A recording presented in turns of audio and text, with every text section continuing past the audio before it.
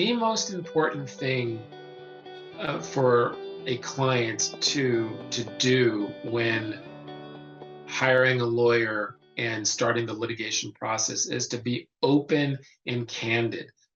Oftentimes, people have a lot of information, but they automatically start trying to filter that information and say, "Well, I don't know if that's important," and then they withhold the information that they think is not important. But what's really crucial is that at the very beginning stage of a litigation, it's important for you to get all of the information that you have, even if you think it's not that important, because a fact that you think is not important might ultimately be the most important thing. And so again, it's really incumbent upon the lawyer to pull from the client all of the information about an incident, and then it's the lawyer's responsibility to figure out what's important and what's not important. Litigation is very, very complicated in the sense that there are a lot of moving parts. And because there are a lot of moving parts, one particular fact that a client thinks is unimportant may be very important to one of the parts of the litigation process. And so it's really important that a client be open, be comfortable, and just to give all of the information that they might know. We don't want clients making up information. We just want our clients to actually tell us what they remember, what they saw, what they heard, what they smelled, what they felt. We want you to use all of your senses about a particular incident, and that allows you to give us the information that we can work with. I think there's a scenario that I've come across a lot in my practice in terms of information that a client didn't share with me early on, and it became something that we had to deal with later on. Usually it comes in the form of a pre-existing health condition or a pre-existing injury. So for instance, if my client is involved in a vehicle collision, and as a result of the collision, they hurt their knee. And if my client doesn't tell me that 6 months before this particular collision or 3 weeks before this particular collision, they were in another incident where that very same knee was hurt, and my client doesn't share that information with me, that can be challenging, because what's going to happen is a defendant is going to almost 100% of the time is going to blame the knee injury on the incident that was not the vehicle collision. They're going to say, "Well, you know what, your knee was hurting before this vehicle collision, so you know what, we don't really think that we're responsible for the injury and the pain that you're going through." But what's important for clients to know is, even if you have a pre-existing injury, if someone does something that exacerbates or makes worse that pre-existing injury, you're entitled to damages. Defendants do it all the time. They say, "Well, you're not hurt that bad because your leg was already broken." And so what we spend a lot of time arguing is symptomology.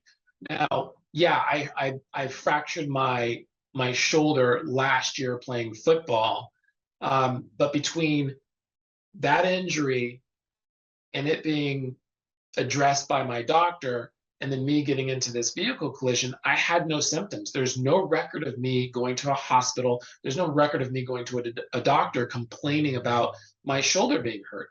The only time I started complaining about my shoulder being hurt again is when your client hit me as I was trying to cross the crosswalk.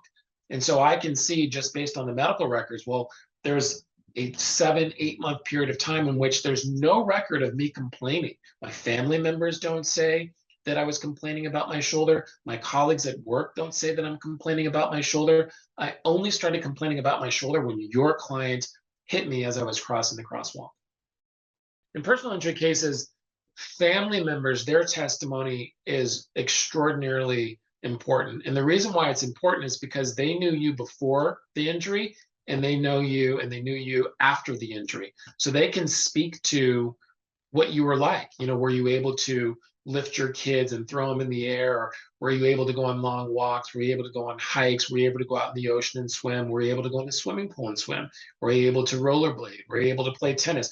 Were you able to do all those things? And then when the defendant did what the defendant did and did so negligently and recklessly, well, what do you like now? Can you do all of those things anymore? And if the answer is no, that's a problem. They have impacted your life. They have negatively affected your quality of life. They've made your life not as enjoyable. And for that, you're entitled to compensation because you are allowed to pursue damages to try to put you back to where you were before their negligence or recklessness. In our society, unless people can actually see your injury, they don't think that it's that big of a deal. So for instance, if if a jury can see that you have a cut on your arm caused by being involved in an incident, they understand that. They can see, okay, I see the cut, I see the medical records that they went to a doctor and the doctor had to address it. It's easy for jurors to look at that and to say, okay, yeah, clearly this person was hurt, and clearly it's something that needs to be addressed. When we have a traumatic brain injury, or what we call a TBI, or when we have a mental health crisis or a mental health issue, you can't see what's going on in someone's head. You can't see what's going on in someone's body. And so oftentimes the struggle for jurors is to understand, okay, well, how has this person been impacted? I can't see the injury. They're telling me that the injury exists, but I can't see the injury.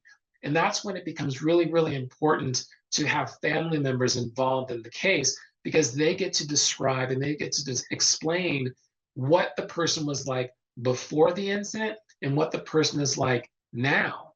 And that's powerful, powerful testimony, because who knows better than the people that you're around most of the time? They can speak to what it was that you were like. What were your likes and your dislikes, and what was your personality like? What was your temperament like before the incident? And then they can talk about what it's like now. And I think that's where jurors get a chance to say, oh, now I see. I can't physically see it, but I can hear the testimony from the mother or from the father or from the kids or from the aunt, from the uncle, from the grandmother, from the grandfather. Now I understand how this incident has impacted this person's life. I can't see it, but I'm being told by people that I believe that this person is really suffering. Litigation is really scary to people that are not familiar with it. For lawyers such as myself, this is what we do day in and day out. And we understand that in a lot of cases, people that come to me, they've never been involved in a lawsuit, so they don't know what to expect. And so I like to spend the time early on explaining the process, explaining terminology, making sure that I'm speaking in a language that we all understand, which is just basic language. I don't want to speak in what's called legalese, because that doesn't help anybody. I am interested in making sure that my clients understand what this process is all about, what my expectations are in terms of them helping me help them. So I do try to spend a lot of time explaining the process, answering all the questions that my clients have for me. I always provide my clients with my phone numbers, my email addresses, so that they can get in contact with me whenever they need to. In this day and age, everything is pretty much 24/7, and I'm available to my clients. I encourage them to reach out to me, even if they think they have a silly question. I encourage them to reach out to me and ask those silly questions, because I think that that gives them peace of mind. And ultimately, that's going to help their case, because if they're comfortable in communicating with me, then we have this open line of communication, and it just makes the process so much more smooth. I can ask questions of them, they can ask questions of me, and it's a team. And that's really how we view it.